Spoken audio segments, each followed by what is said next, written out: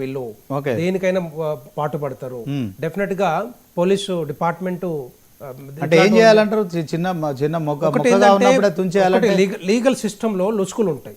ఆ లొసుకులు కొన్ని అమెండ్మెంట్ చేయడం గానీ, చేంజెస్ చేయడం గానీ, మార్పులు తీసుకొస్తే ఇలాంటి వాళ్ళ మీద కఠినంగా చర్యలు అంటే రౌడీ షీటర్లు అందరినీ శాశ్వతంగా జైల్లో ఉంచాలంటారా? శాశ్వతంగా కాదు, మార్పులు తీసుకురావాలి. ఇప్పుడు జైల్లో పోయిన తర్వాత జైలులో ఉన్న జీవితం కూడా ఒక మార్పు రావాలి జైలు వాళ్ళు ఉన్న క్రమంలో. ఎందుకంటే అక్కడ మార్పు రాకపోతే రేపొద్దున వచ్చిన తర్వాత మరి అదే పని చేస్తారు కదా మళ్ళా. అంటే అందుకనే జైల్లో పెడతారు. జైల్లో పెట్టిన తర్వాత ఏ విధంగా జీవించాలి, బయటికి పోయిన తర్వాత ఏ విధంగా ఉండాలి, ఏ విధంగా సమాజంలో జనాలతోటి కలిసిమెలిసి ఉండాలి, కుటుంబంతో ఉండాలని ఇవన్నీ నేర్పిస్తారు. అవన్నీ నేర్పించిన తర్వాతనే కదా బయటికి పంపించేది. అలాంటి వాళ్ళకి కొన్ని సిస్టమ్ లో చేంజెస్ మాత్రం రావాలి, అమెండ్మెంట్స్ కూడా తీసుకురావాలి. దాని తర్వాత తద్వారా ఏమవుతుందంటే ఇలాంటి వాళ్ళని కొంత కంట్రోల్ చేసే అవకాశాలు. ఓకే ఓకే ఇంకా బండారు రామ్మోహన్ గారు జాయిన్ అయ్యారు, political analyst. Good morning sir. Good morning Srinivas.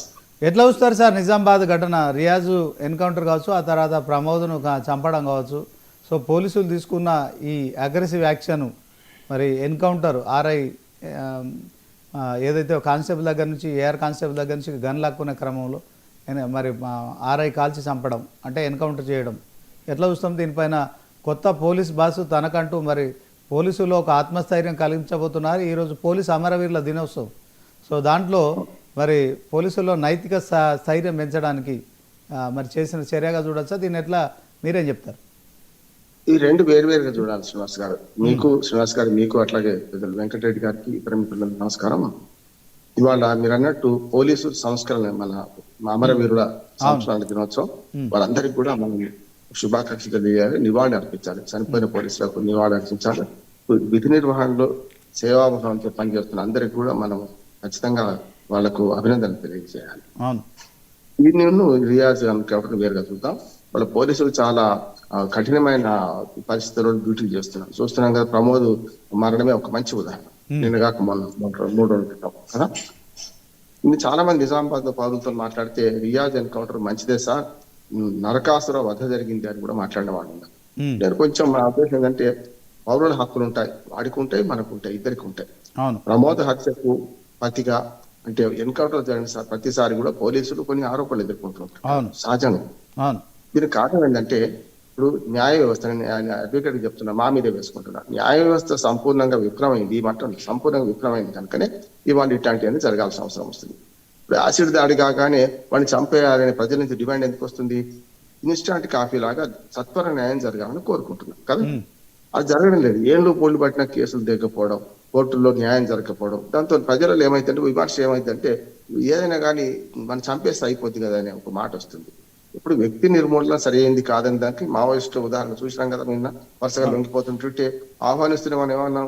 వ్యక్తి నిర్మూలన ఇప్పటికి ఉండదు, సిద్ధాంతం ఎప్పుడు పోదు, సిద్ధాంత బలం ఉంటది. వాళ్ళు పేదలుగా మారడం, పెద్దలుగా పోవడం, ఆర్థిక అసమానతలు పెరగడం, అది నిర్మూలించకుండా కొందరు వ్యక్తులను లొంగ తీసుకున్నా, కొందరు వ్యక్తులను వాళ్ళు చంపిన. భూస్వాములను కూడా గతంలో నక్సలైట్లు చంపారు కదా. ఇది అంతే అంటున్నారు. ఇవాళ సమాజంలో ఇట్లాంటి వాళ్ళు చాలా మంది ఉన్నారు. వాళ్ళను సంస్కరణ, ఇంతకుముందు వెంకటరెడ్డి గారు చాలా చక్కగా చెప్పారు. నేనేమంటున్నాను, న్యాయ వ్యవస్థలో ఇది పాశ్చాత్తాపం చెందాలి. అంటే ఇది సంస్కరణవాదమే. ఇప్పుడు పన్ను సమాజం కాదు మన సంస్కరణవాదం. వీడిని జైల్లో వేస్తే, ఒక వ్యక్తిని స్వేచ్ఛ నిర్బంధిస్తే, వాడు నేను ఎందుకు జైలుకి వచ్చాను, ఎందుకు ఇట్లా నేను లోపల ఉండాల్సి వచ్చింది అనే ఒక భావన ఉంటే బయటకు పోయినందుకు బాగా అవుతాడు. కానీ ఇక్కడ జరిగింది ఏంటంటే, రియాజు హబిచువల్ అఫెండర్. వాడికి చాలా కేసులు ఉన్నాయి. ఈ కేసులన్నీ ఉన్న సందర్భంలో ప్రతిసారి బెయిల్ వస్తుంది, బయట తిరుగుతున్నాడు. చిన్న బైక్ దొంగతనాల నుంచి మొదలుపెట్టి ఎప్పుడైనా కూడా తోటకూర దొంగతనాన్ని అడికడితే పెద్ద దొంగతనాలు చేయరు కదా. ఇటువంటి అని జరుగుతుంటుంటే బెయిల్ వస్తుంది, ఇతర నేరాలు చేస్తున్నాడు తను. అందుకని రియాజు చివరికి పోలీస్ కానిస్టేబుల్ చంపడం చూస్తున్నాం కదా మనం. ఉద్దేశపూర్వకం కాదు, తప్పించుకొని దాంతో చంపేశాడు. అట్లా చూసుకుంటే పోలీస్ కానిస్టేబుల్ ప్రమోద్ అయితే తన మేళను కూడా వరకు పనిచేసినట్టే, తనకు కూడా గాయాలేని. అంటే డ్యూటీలో ఎంత అకుంఠిత భావం ఉంటే, తన ఆసుపత్రికి పోవాల్సిన వాడు అక్కడ సమాచారం రాగానే పై అధికారులకు సమాచారం అందించాడు. అక్కడ పట్టుకొని తీసుకొచ్చే క్రమంలో మధ్యన వాడిని కూర్చునిపెట్టి, రియాజును ఇటు పక్క అటు పక్క వెనక మేళను కూర్చునిపెట్టి పోతుంటే కత్తిపోట్లు జరిగింది. కానీ సమాజం కూడా మానవీయ దృక్పథం పోతుంది చూస్తున్నాం మనం. నిన్న చాలా విషాదం ఏంటంటే, ఆ గిలగల కొట్టుకుంటుంటే కానిస్టేబుల్ ప్రమోద్ కనీసం ఎవరు కూడా ఆసుపత్రికి తరలించడానికి ముందుకు రాలే కదా. వీడియో తీసుకుంటారు, సెల్ఫీలు తీసుకుంటున్నారు తప్ప కాలేదు. అసలు ఎస్ఐ భూమయ్య వచ్చి, మన అమ్మ భూమి వచ్చి కూడా మాట్లాడుతుంటే కనీసం ఆటోలు కూడా ఎవరు ఆపకుండా పోయింది కదా. అంటే నేనేమంటున్నాను, సీసీ కెమెరాలు చూసి నిన్న ఎవరైతే వాహనాలు ఆపకుండా పోయిందో ఏదో ఆపుతున్నా కూడా వాళ్ళందరి మీద కేసులు పెట్టాలంటున్నారు. సమాజానికి భాగస్వామ్యం లేదా? ఒక మనిషి చచ్చిపోతుంటే ఎంతసేపు ఇది చేస్తున్నారు కానీ కనీసం అంబులెన్స్ ఫోన్ చేద్దామని జ్ఞానం ఎందుకు లేకుండా పోయింది? ఆ 10 నిమిషాలు 15 నిమిషాలు కనుక తాను ఆసుపత్రిలో గుంతాలు ఇస్తే బతికేవాడు కదా. ఇది ఒక కోణం. రెండవది ఏంటంటే ఆసుపత్రులు బట్టి పోలీస్ కస్టడీలో రియాజ్ చనిపోయారు. దీనికి కొంచెం అందరూ ఆహ్వానిస్తున్నారు. నేనైతే చెప్పాను కదా, నరకాసుర వధ జరిగింది సార్, బాగా జరిగిందని నిజామాబాద్ ప్రజలు నాతో మాట్లాడిన సందర్భాలు చూశాను. అసలు ఏం జరిగిందని తెలుసుకునే కోసం దీన్ని ఏం చేయాలంటే ఈ రెండింటిని న్యాయ సంస్కరణలు పోలీస్ సంస్కరణలు కావాలి. ఒకదాన్ని బట్టి మనం చెప్పలేం కానీ 21 మన అక్టోబర్ సందర్భంగా పోలీసు అమరవీరుల సంస్మరణ సభ సందర్భంగా మనం 2 విషయాలు జరుగుతున్నాయి. పోలీసులు 4 డ్యూటీలు చేస్తున్నారు. ఒకటేమో శాంతి భద్రతలు, రెండోది ట్రాఫిక్, మూడోది విఐపీల భద్రత, అదో పెద్ద సమస్య. 4వది మనకి ఏదైతే మన కోర్టు డ్యూటీలు, కోర్టుకు మన ఖైదీలను తీసుకురావడం తీసుకుపోవడం, ఈ 4 చేస్తున్నారు కదా. అన్నిటికంటే నేర విచారణ పద్ధతి మారకుండా తొందరగా సత్వరంగా శిక్షలు పడబడుతున్నారు. ఇప్పుడు జరుగుతుంది ఏంటంటే ఇవి వేరువేరుగానే ఉన్నాయి. శాంతి భద్రత విషయంలో ఖచ్చితంగా ప్రభుత్వానికి అధికారాలు ఉండాలి, ఇవన్నీ ఉండాలి. కానీ నేర విచారణ విషయంలో విదేశాలలో నేర విచారణ వ్యవస్థ వేరుగా ఉంటుంది, స్వతంత్రంగా పనిచేస్తుంది. న్యాయ కోవిదులు ఉంటారు అందులో. ఎస్ఐ కూడా లాజ్ అయిన వాడు ఎస్ఐ ఉంటాడు. చాలా వరకు నేను ఎప్పుడు చెప్తుంటాను శ్రీనివాస్ గారు, మా కోర్టులో కేసులు వీగిపోతున్నాయి, శిక్షలు పడడం లేదంటే మా గొప్ప కాదు, మేము డిఫెండ్ చేస్తాం వాళ్ళని. కానీ ఎవరికి తప్పుదనం జరుగుతుంది? కేసులో సెక్షన్లు తప్పు పెడతారు, ఆ సగం కేసు అక్కడే చచ్చిపోతుంది. ఇంకో సగం కేసు మా పీపీ గారు చంపేస్తారు, ఎందుకంటే అవగాహన ఉండదు, చాలా కేసులు ఎక్కువ ఉంటాయి. అంటే పావే గెలిచేది, పావు మాత్రమే గెలుస్తున్నాం. కనుక న్యాయ సంస్కరణల భాగంగా కోర్టుల తీరు మారాలి, కోర్టుల సంఖ్య పెరగాలి. ఈ చిన్న చిన్న పెట్టి కేసెస్, సమరస్ కేసెస్, చిన్న మండల కేంద్రంలో కేసులు కోర్టులు పెట్టవచ్చు కదా. గతంలోనే యూపీఏ గవర్నమెంట్ ఉన్నప్పుడే మంచి న్యాయ సంస్కరణల కోసం ప్రత్యేక కోర్టుల చట్టం తీసుకొచ్చారు. చాలా పెద్ద ఎత్తున మన న్యాయ వ్యవస్థలో వికేంద్రీకరణ తీసుకొస్తే చిక్మగళూరులో ఒక కోర్టు, మహారాష్ట్రలో 4 కోర్టులు మాత్రమే పెట్టింది ఇప్పటివరకు. మేము ఏఆర్సి అంటే సెకండ్ అడ్మినిస్ట్రేటివ్ రిఫార్మ్స్ కమిటీకి నేను న్యాయవాదిగా ఒక పెద్ద బంచ్ ఆఫ్ పేపర్స్ ఇచ్చాను. అందులో చాలా విషయాలు చేసుకుంటూ పార్లమెంట్ చట్టం చేసింది కూడా. న్యాయ సంస్కరణలో మనకు పోలీస్ స్టేషన్ల సంఖ్య పెంచడం కాదు, కోర్టుల సంఖ్య పెంచాలి. కోర్టుల స్టేషన్ సంఖ్య ఎట్లా పెరుగుతున్నది, కోర్టుల సంఖ్య ఎట్లా పెంచాలి? కింది స్థాయి గ్రామీణ న్యాయాలయాలు అంటారు. అంటే ఎన్టీ రామారావు అటువంటి కావు. ఎన్టీ రామారావు గ్రామీణ న్యాయాలయాలు కొంచెం రాజకీయం ఇన్వాల్వ్ చేసిండు, అది అట్లా కాదు.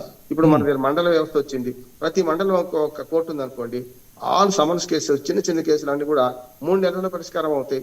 అప్పుడు ప్రజలు ఇంత అసహనం ఉండదు. పెద్ద కేసులు ఎట్లా జిల్లా కోర్టు పోవాల్సిందే. అట్లాగే న్యాయ సంస్కరణల భాగంగా నేర విచారణ వ్యవస్థను వేరు చేయాలి మొత్తం. అంటే రాజకీయ ప్రమేయం లేకుండా వేరు చేయాలి. చూస్తున్నాం కదా, అధికారంలో ఎవడొస్తే వాడు ప్రతిపక్షం మీద కేసులు పెట్టేస్తుంటాడు. అట్లా కాకుండా ఉండాలంటే న్యాయ వ్యవస్థలో న్యాయ సంస్కరణలలో ముఖ్యంగా జరగాల్సింది నేర విచారణను ఈ మామూలు పోలీసు నుంచి వేరు చేయాలి. వీళ్ళు ఎఫ్ఐఆర్ దాఖలు చేసుకోవాలి, ఇమీడియట్ ట్రాన్స్ఫర్ చేయాలి. అప్పుడు ఏమైంది అంటే నేర విచారణ వేరుగా ఉంటే భయం భక్తి 2 ఉంటాయి. అక్కడ తొందరగా కేసులు కూడా పరిష్కారం అయ్యే అవకాశం ఉంటుంది. ఎప్పుడు కూడా ప్రజల్లో అసహనం వచ్చి ఎన్కౌంటర్ చేస్తే మంచిది అనే దాని నుంచి సంస్కరణ వాదంలో నేరస్తులను సంస్కరించడమే మన మార్గం కావాలి. ఎన్కౌంటర్ అన్నిటికీ పనికి రావంటున్నాడు. ఇక్కడ జరిగిన ఎన్కౌంటర్లో ఈ మంచి చెడ్డ విశ్లేషించాలంటే మనం లేము, అక్కడ ప్రత్యక్ష సీన్ ఆఫ్ అఫెన్స్ లో లేం కనుక దీన్ని విచారించాలి. తప్పు చేసినా ఎవరైనా చేయొచ్చు, కానీ తాను ఇంకో 4 ప్రాణాలకు హాని కలుగుతున్నప్పుడు సెల్ఫ్ డిఫెన్స్ మాకుంటది, మీకుంటది, అందరు పౌరులకు ఉంటుంది, పోలీసులకి మనకు కూడా ఉంటుంది. ఎవరైనా మనం చంపాలని ప్రయత్నం చేస్తే మనం కూడా వాడిని చంపేయచ్చు. కానీ ఆ సంఘటనను బట్టి మనము స్పందించాల్సిన అవసరం ఉంటుంది. ఎన్కౌంటర్ల విషయంలో ఏదైతే జరిగిందో మనం పూర్తిగా న్యాయ విచారణ జరిపించాలి. పోలీసులు తప్పని తేల్చాలి, నిందితులు తప్పని తేల్చాలి. ఇది జరగకపోతే ఏంటంటే ప్రజలకు కొన్ని అనుమానాలు అట్లాగే మిగిలిపోతాయి. ఇంకొక మాట చెప్పి ముగిస్తాను. ఇవాళ ఈ సంఘటన ఆధారం చేసుకొని పోలీసు అమరవీరుల సంస్కరణ ఆధారం చేసుకొని పోలీసు డ్యూటీని కూడా గౌరవించాలి. ఫ్రెండ్లీ పోలీసుని చాలా ఆహ్వానించాలి. చాలా మంది కింది స్థాయిలో ఫ్రెండ్లీ పోలీస్ చేసే ప్రయత్నం చేస్తున్నారు, కానీ పైనుంచి ఒత్తిడి రావడం వల్ల, ఎస్పీ స్థాయి అధికారుల మీద ఒత్తిడి రావడం వల్ల కరడు కట్టిన నేరస్తులు విడిచిపెట్టాల్సి వస్తుంది వాళ్ళు. అంటే రాజకీయము నేరము 2 కలగలిపితే దొంగ చీకటి ఒకటైతే జరుగుతున్న క్రమమే కనుక నేర విచారణలో రాజకీయ నాయకులు జోక్యం లేకుండా చేసినప్పుడు మాత్రమే ఇట్లాంటి సంఘటనలు జరగకుండా ఉంటాయని నా ఉద్దేశం. శ్రీనివాస్ గారు, థ్యాంక్ యూ రామ్మోహన్ గారు. విజయారే గారు, బీఆర్ఎస్ పార్టీ నాయకులుగా నిజామాబాద్లో జరిగిన రియాజ్ ఎన్కౌంటర్ కావచ్చు, కానిస్టేబుల్ ప్రమోద్ మరి హత్య చేయడాన్ని ఎట్లా చూస్తారో ఏం చెప్తారు? ముందుగా పోలీసు అమరవీరులకు మరి జోహార్లు అర్పిస్తూ బీఆర్ఎస్ పార్టీ నుండి వాళ్ళందరికీ కూడా మరి స్వర్గంలో శాంతి మేలు చేకూరాలని కోరుకుంటూ మరి ఈరోజు డిబేట్లో ఉన్నటువంటి పెద్దలందరికీ అలాగే మీకు మన ప్రేక్షకులందరికీ కూడా దీపావళి శుభాకాంక్షలు తెలియజేస్తూ, అయితే ఈ ప్రజాస్వామ్యంలో అందరికీ హక్కులు ఉంటాయి, అందరూ సరి సమానం. కాబట్టి ఉద్యోగస్తులు కూడా పౌరులు అనే విషయాన్ని పౌర సమాజం కూడా గుర్తించాల్సిన అవసరం ఉంది. ఈరోజు పౌరులను కాపాడడానికి నిజంగా కూడా ఏది ఏమైనా కూడా ఒక 90% పోలీసు వ్యవస్థ చాలా చక్కగా పనిచేస్తూ ఉన్నమాట వాస్తవం. వాళ్ళకు ఉన్నటువంటి కఠిన పరిస్థితులు ఎవరికి ఉండవు. అయితే 10% దొంగలు కూడా పోలీసు వాళ్ళ దాంట్లో ఉండనే ఉంటారు, మీకు తెలుసు. అంటే రియాజ్ లాంటి వాళ్ళు పోలీసు వ్యవస్థను అడ్డం పెట్టుకొని ప్రజల్ని హింస పెట్టే పోలీసు ఆఫీసర్లు కూడా ఉంటారు. అయితే దీంట్లో 10% మనం ఈరోజు వాళ్ళని కొద్దిగా వాళ్ళ గురించి మాట్లాడకుండా 90% మంచి పోలీసు వాళ్ళ కోసం మాట్లాడుకుందాం. అయితే పోలీస్ కానిస్టేబుల్ యొక్క హత్య అనేది నిజంగా కూడా దుర్మార్గమైంది. అది అలాగే రియాజ్కు దాదాపు అంటే దొంగతనాలు చేసి తర్వాత అలాగే మానవ హనన చేసి బ్రతకాలనే ఒక చెడు ఆలోచన సమాజాన్ని కలుషితం చేసే పరిస్థితి ఉన్నందున ఈరోజు మరొక కానిస్టేబుల్ హత్యకు గురైపోయి మళ్ళీ ఇంకొక కానిస్టేబుల్ చంపాలనే ప్రయత్నం ఉన్న క్రమంలో పోలీసు వాళ్ళు తీసుకున్న ఏదైతే చర్య ఉందో దాన్ని మనం సమర్థించాలి. అయితే ఆత్మరక్షణ అందరికీ అవసరం. ఈరోజు ప్రభుత్వాలు ఏవైనా కానీ రాజకీయ పార్టీలు ఏమైపోతుందంటే బాధ్యతాయుతము కోల్పోతా ఉన్నారు. రాజకీయ నాయకులు బాధ్యత లేకుండా ప్రవర్తిస్తూ ఉన్నారు. పోలీసు వ్యవస్థను ఎప్పుడు జీరో చేయాలి అని అంటే బాధ్యత ప్రతిపక్షానికి పాలక పక్షానికి బాధ్యత ఉండాలి. ఈరోజు ఏమైపోయిందంటే మీడియా పెట్టుకొని, అది ఏ పార్టీ అయినా కావచ్చు, నేను ఎవరిని సమర్థిస్తలేను రామ్మోహన్ గారి లాగా, ఏంటంటే మీడియాని పెట్టుకొని మీడియాలో ఇష్టం ఉన్నట్టు మాట్లాడేసేసి ఇక నేనా చూసుకుందామంటానికి కాలు దువ్వే పరిస్థితి ఈరోజు వచ్చింది. ఇది దుర్మార్గమైన వ్యవస్థగా మారబోతుంది. ఇక పోలీసు వాళ్ళే ప్రభుత్వం అన్నట్టు ప్రవర్తించిన తర్వాత పోలీసు వాళ్ళు ఎంతమంది ఉంటారు? పోలీసు వాళ్ళు జనాలు ఎక్కువ, రాజకీయ నాయకులు ఎక్కువ, పోలీసు వాళ్ళు తక్కువ అన్నప్పుడు ఆ పోలీసు వాళ్ళ మీదకి బాధ్యత వదిలేసి ఏమన్నా చేసుకుంటారు భయ అంటే డీజీపీ ఏం చేయగలుగుతాడు, డీసీపీలు ఏం చేయగలుగుతారు, ఏసీపీలు ఏం చేయగలుగుతారు, ఎంతమంది సిఐలు పని చేయగలుగుతారు? కాబట్టి రాజకీయ నాయకులకు జ్ఞానం రావాల్సిన అవసరం ఉన్నది. పార్టీ అధిష్టానాల మానసికత మారాల్సిన అవసరం ఉన్నది. ఈరోజు భారతీయ జనతా పార్టీ అధిష్టానం చెప్తుందో చెప్పదో కానీ దుర్మార్గంగా నాయకులు వాళ్ళ ఇష్టానుసారంగా మాట్లాడడం వల్ల మరి మత విద్వేషాలు రెచ్చిపోతాయి. ఇక కాంగ్రెస్ వాళ్ళది వచ్చింది ఏమున్నది, ఇక 420 హామీలు ఇచ్చినాము, మేము ఇస్తాం సస్యాసం, మీరు ఎవరు మాట్లాడి ఆనందాడు ఈతల మా ప్రతిపక్షం ఏం చేస్తుంది, ఇచ్చిన మాట నిలబెట్టుకోవాలంటే విషయం చెప్తున్నాను నేను. వీళ్ళు వాళ్ళు ఈ పంచాయతీ అవసరం అంటే ఇది అంతా మొత్తం పోలీసు వాళ్ళ మెడకు చుట్టుకుంటది ప్రతి విషయం. అంటే ఇప్పుడు బీజేపీ కాంగ్రెస్ వాళ్ళని తీసుకుపోయి పోలీసు లోపల పెట్టాలంటారా మీరు? మరి అట్లా కాదండి. మరి విచిత్రమైన పరిస్థితి ఏంటంటే ఎవడు తప్పు చేస్తే వాడిని బొక్కలు వేయాల్సిన అవసరం ఉన్నది పోలీసు వాళ్ళకు. ఎందుకనంటే ఈరోజు వాళ్ళకంత పవర్స్ ఉన్నాయండి, వాళ్ళకంత పవర్స్ ఉన్నాయా? పోలీసులు అడ్డు పెట్టుకొని ప్రభుత్వాలు నడుపుతున్నారని మీలాంటి వాళ్ళే కదా విమర్శలు చేసేది. వాళ్ళకంత పవర్స్ ఉన్నాయా? శ్రీనివాస్ గారు, ఇప్పుడు నేనే 39 కేసులు ఉన్నోడు రియాజ్ అనేటోడు బయట సమాజంలో తిరుగుతున్నాడు. రియాజ్ కోసం పోలీసు వాళ్ళు పోలేదు, వేరే వ్యక్తి కోసం పోతే రియాజ్ దొరికిండు. రియాజ్ దొరికిన క్రమంలో ఆ కానిస్టేబుల్ చూడండి, ఆ ధైర్య సాహసాలు నిజంగా బైక్ పైన తీసుకెళ్లడం ఏంటండి. ఓ రౌడీ షీట్ ఉన్న వ్యక్తిని 39 కేసులు ఉన్నోని బైక్ పై తీసుకెళ్తున్నాడు. ఎంత నమ్మకం వాళ్ళకి.